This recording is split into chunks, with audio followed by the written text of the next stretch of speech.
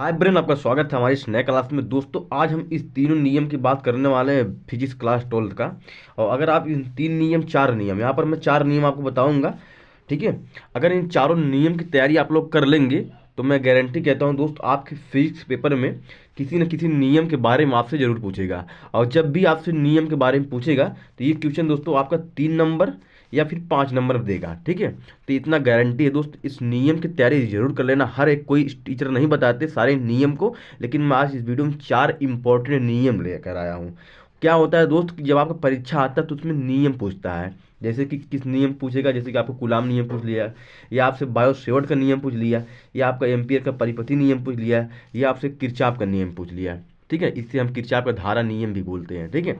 ये दो प्रकार का होता है, मैं आपको दोनों प्रकार बताऊंगा। तो दोस्तों आपको क्या करना है, इस चारों नियम की तैयारी जरूर करना है अगर आप फिजिक्स की तैयारी कर रहे हैं तो, ठीक है। तो चलिए अब हम बताते हैं दोस्त हमारा फिजिक्स का इस चारों नियम। तो आप लोग वीडियो पूरा देखना, चैनल पर नए चैनल सब्सक्राइब कर दीजिए, वीडियो को लाइक कर दीजिए ताकि हम भी मोटिवेट रहें, ठीक है।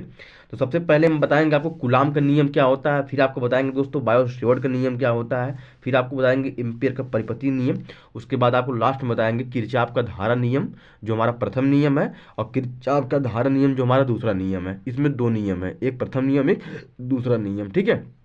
तो चलिए स्टार्ट करते हैं। यहाँ पर देखिए दोस्तों हमारा स्टेप बाय स्टेप लिखा हुआ है। अब कैसे आपको परीक्षा में लिखना है इसको भी आप लोग देख लीजिए और समझ लीजिए, ठीक है। दोस्तों सबसे पहले आपको क्या डालना होगा, आपको हेडिंग डालना होगा। पर जैसे कि यहाँ पर हेडिंग में डाल दिया हूँ कूलाम का नियम, लेकिन कूलाम का नियम हेडिंग डालने से पहले आपको प्रश्न उत्तर नंबर डालना होगा, इतना याद रखिए, ठीक है। आपको प्रश्न उत्तर नंबर डालना होगा जैसे आप लोग कक्षा 10 में डालकर अपना पेपर दिए थे, ठीक है। तो आपको क्या करना होगा दोस्त, आपको कूलाम का नियम इसी तरह जैसे मैं लिखा हूँ इसमें आपको देख लीजिए, इसी तरह आपको क्या करना है, हेडिंग डालना है। क्योंकि दोस्तों जो हेडिंग होता है ना, सबसे मेन चीज़ क्या होता है, सबसे मेन चीज़ दोस्तों आपका हेडिंग होता है। अगर आप हेडिंग अच्छे से डाले हैं, ठीक है, और आप कुछ भी बनाकर लिख दिए है ना, तो एग्जामिनर क्या होता है, एग्जामिनर के पास बहुत सारी कापियाँ रहती है, लाखों करोड़ों कापियाँ रहती है उनके पास चेक करने के लिए। तो आपके पूरे क्वेश्चन को ध्यान से देखते नहीं, ना तो ध्यान से वो पढ़ते हैं, ठीक है। वो आपकी हेडिंग को देखेंगे, सबसे पहली जो नज़र जाती है ना आपके क्वेश्चन के ऊपर, वो सबसे पहली नज़र जाती है आपकी हेडिंग के ऊपर कि लड़का हेडिंग कौन लिखा है, लड़का हेडिंग अच्छा लिखा है कि नहीं। तो मैं इस बात को आपको आराम से बता रहा हूँ, समझ लीजिए। आप लोग मेन चीज़ जानते हो क्या होता है, आपका हेडिंग होता है, ठीक है। तो आप लोग अगर क्वेश्चन ना भी आए, आपको क्वेश्चन कन्फर्म ना हो, तो फिर भी आप लोग आराम बना कर लिख सकते हो। समझ रहे हो बात को। आपको हेडिंग, लेकिन मेन हेडिंग बढ़िया से डालना होगा जैसे मैं आपको यहाँ पर लिख कर बता रहा हूँ, ठीक है। तो वीडियो को लाइक कर दीजिएगा अभी लाइक नहीं किए हो तो। यहाँ पर चलिए अब हम आपको बताते हैं लिखना होगा दोस्तों। आप कूलाम के नियम ये तो आप लोग याद कर लिए होंगे, अगर आप याद नहीं किए होंगे तो याद कर लीजिएगा दोस्त, क्योंकि काफ़ी ज़्यादा इंपॉर्टेंट क्वेश्चन है, ठीक है। यहाँ पर देखिए, दो स्थिर बिंदु आवेशों के बीच लगने वाला आकर्षण अथवा प्रतिकर्षण बल दोनों आवेशों के मात्राओं के गुणनफल के अनुक्रमानुपाती तथा उनके बीच के, यहाँ पर ये गलत हो गया सब, तथा उनके बीच के दूरी के वर्ग के व्युत्क्रमानुपाती होता है, ठीक है। अनुक्रमानुपाती तथा उनके बीच की दूरी के वर्ग के व्युत्क्रमानुपाती होता है। तो आपको क्या लिखना होगा दोस्तों, यहाँ पर आपको क्या लिखना होगा, पूरा कूलाम का नियम आपको समझाना होगा, लिख कर बताना होगा।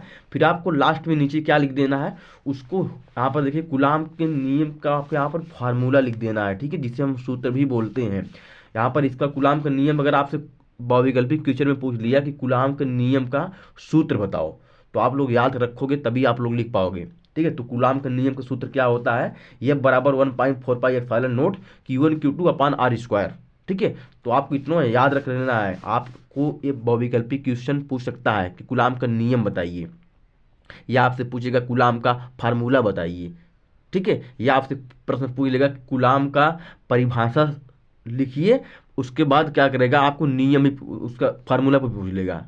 मतलब इस तरह का क्वेश्चन रहेगा कि कूलाम का फार्मूला सहित परिभाषा का उदाहरण दीजिए, ठीक है। तो आपसे इस तरह पूछेगा तो आपको लिखना पड़ेगा। अगर आपसे सिर्फ कूलाम का नियम पूछा है तो आपको कूलाम का नियम ही लिखना है। अगर आपको याद है कूलाम का नियम परिभाषा तो लिख दीजिए, कोई दिक्कत नहीं है, जितना आपको याद आए उतना लिख दीजिए कि ठीक है। कूलाम के नियम जितना आप समझा कर लिख सकते हैं उतनी बढ़िया से आप लोग लिख दीजिएगा, ठीक है। चलिए नेक्स्ट क्वेश्चन दोस्तों हमारा आता है बायो सेवर्ट का नियम। अब बायो सेवर्ट का नियम क्या है दोस्तों, इसको भी आप लोग याद कर लेना क्योंकि ये भी आपका नियम है। मैं आपको पहला नियम बता दिया, गुलाम का नियम, दूसरा नियम हमारा क्या है, बायो सेवर्ट का नियम। इसको भी आप लोग याद करना। यहाँ पर देखिए, फ्रांस के वैज्ञानिक बायो तथा सेवर्ट ने सन 1820 ईस्वी में धारावाही चालकों द्वारा उत्पन्न क्षेत्रों का अध्ययन किया। बायो सेवर्ट के अनुसार किसी धारावाही चालक का लघु आवश्यक कोण यल के द्वारा उत्पन्न चुंबकीय क्षेत्र में बिंदु बिंदु P पर स्थित चुंबकीय क्षेत्र की तीव्रता कोण यस निम्न कारकों पर निर्भर करता है। इसे हम बायो सेवर्ट का नियम कहते हैं। ठीक है, इतना आपको याद कराना होगा दोस्त, क्योंकि आप लोग फिजिक्स तैयारी कर रहे हैं। समझ में आया मेरे दोस्त? आप लोग फिजिक्स का पेपर देना होगा एक दिन मार्च में। देखिए 24 फरवरी से आपका पेपर स्टार्ट है, तो आपके पास बहुत ज़्यादा समय नहीं है। जो होगा आपका 50-60 दिन होगा, बस, इससे ज़्यादा नहीं है।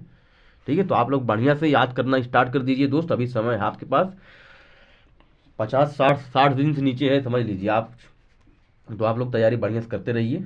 अपना घूमने में, टहलने में और इंस्टाग्राम पर रील स्क्रॉल करने में समय मत बिताइए दोस्त, क्योंकि यही समय आपका सबसे ज़्यादा इंपॉर्टेंट है। अगर आप इस समय को खो देंगे तो आपको 12 में फिर पढ़ाना पड़ेगा, ये समझ लीजिए। समझ में आया? तो आप लोग फेल नहीं होना, आपको लोग पास होना है अच्छे नंबर से। ठीक है, तो चलिए हमारा नेक्स्ट क्वेश्चन क्या आता है दोस्त, उसको देखते हैं। यहाँ पर देखिए दोस्त, एम्पियर का परिपथी नियम, इसको आप लोग पढ़ा दे रहे हैं। यहाँ पर देखिए, एम्पियर की परिपथी नियम आपसे जब पूछेगा तो आपसे 3 नंबर पूछेगा या आपसे 5 नंबर में पूछेगा, याद रखना। ठीक है, यहाँ पर देखिए, किसी बंद वक्र के लिए चुंबकीय क्षेत्र B का रेखीय समाकलन बंद वक्र द्वारा घेरे गए क्षेत्रफल में उपस्थित कुल धारा I का UIO गुना होता है। ठीक है, किसी बंद वक्र के लिए चुंबकीय क्षेत्र B का रेखीय समाकलन, आराम से याद कर सकते हो यार, इसको एकदम सिंपल है। ठीक है, आराम से याद कर सकते हो, एकदम सिंपल है। और अगर आप 4 बजे 5 बजे उठ जाएंगे ना, तो इसको अगर 2-3 बार रट देंगे ठंडे दिमाग से, तो आपको याद हो जाएगा बढ़िया तरीके से। ठीक है, जितना आपको याद करना है। इसके बाद इसका फार्मूला भी लिखा है, F बराबर, यहाँ पर देखिए FB डॉट बराबर UIO। ठीक है, इसको फार्मूला लिख देना। नेक्स्ट क्वेश्चन दोस्तों हमारा आता है किरचॉफ का नियम। यहाँ पर देखिए, किरचॉफ का नियम, प्रथम नियम ये है, ये हमारा पहला नियम है, किरचॉफ का पहला नियम। उसके बाद मैं आपको बताता हूँ किरचॉफ का दूसरा नियम। ठीक है, यहाँ पर देखिए, इस नियम अनुसार किरचॉफ के प्रथम नियम के द्वारा क्या होता है, यहाँ पर समझते हैं कि इस नियम के अनुसार किसी विद्युत परिपथ में किसी भी संधि पर मिलने वाली समस्त विद्युत धाराओं का बीजगणितीय योग शून्य होता है। क्या होता है? इसका बीजगणितीय योग जो होता है वो शून्य होता है। ठीक है, ये हमारा प्रथम नियम हो गया। दूसरा नियम हमारा क्या है, यहाँ पर देखिए, किरचॉफ का द्वितीय नियम। यहाँ पर देखिए, यहाँ पर पूरा हम दिखा देते हैं आपको।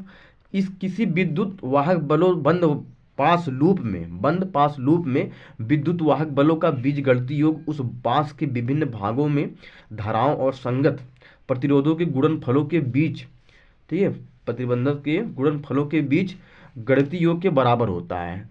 ठीक है, ये गणितीय योग के बराबर होता है। और ये क्या होता है? बीज गणितीय योग के शून्य होता है। ठीक है, तो आपको क्या करना है दोस्त, इस दोनों नियम को जरूर याद कर लेना आपको, किरचॉफ का प्रथम नियम और किरचॉफ का दूसरा नियम। इस अगर दोनों नियम को आप लोग याद कर लेंगे तो आपसे कोई भी नियम पूछ सकता है। बाकी मैं 3 नियम आपको और बता दिया हूँ, जिस नियम का नाम है यहाँ पर देखिए कूलाम का नियम, बायो सेवर्ट का नियम और एम्पियर का परिपथी नियम। तो आप इस चारों नियम की तैयारी बढ़िया से कर लेना दोस्तों। मैं पूरी गारंटी के साथ कह रहा हूँ, इस क्वेश्चन को 100% गारंटी देता हूँ। ये आपको जितना नियम मैं इसमें पढ़ाया हूँ, मैं आपको 4 नियम बताया हूँ, तो चारों नियम से आपको गारंटी है दोस्तों, एक नियम जरूर पूछेगा, 1 नियम 2 नियम तो निश्चित है पूछेगा। और जब भी आपसे 1 नियम पूछेगा इसमें, चाहे जो नियम ना, तो मैं गारंटी देता हूँ दोस्त, आपका 3 नंबर क्वेश्चन आएगा, 3 नंबर का। समझ रहे हो ना बात को?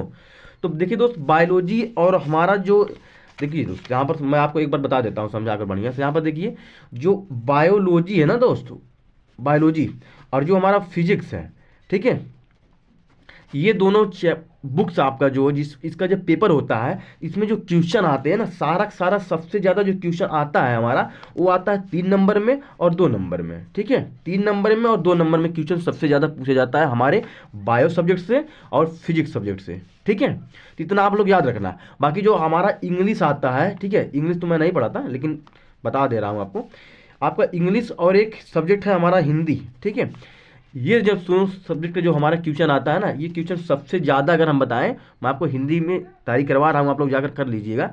ये हमारा हिंदी का सबसे ज़्यादा 9 नंबर का जो क्वेश्चन आता है, वो आता है निबंध।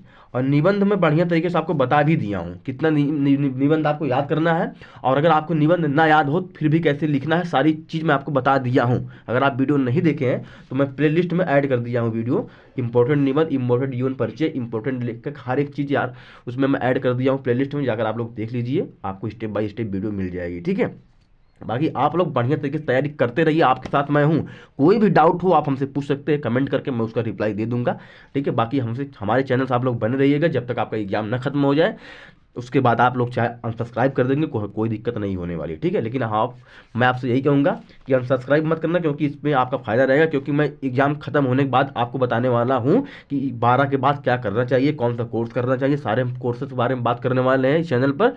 और उसके बाद सारे हम जो है जॉब के बारे में बात करने वाले हैं। ठीक है, कि हमें 12 के बाद कौन कौन सी तैयारी करनी चाहिए, और कौन कौन सी तैयारी करने से, कौन कौन सी जॉब करने से हमें कितना पैसा मिल सकता है, सारी चीज़ें हम इस चैनल पर बात करने वाले हैं। तो आप लोग हमारे चैनल पर बने रहिएगा। ठीक है, फिर मिलते हैं नेक्स्ट टॉपिक के साथ नए वीडियो में, तब तक के लिए धन्यवाद, जय हिंद।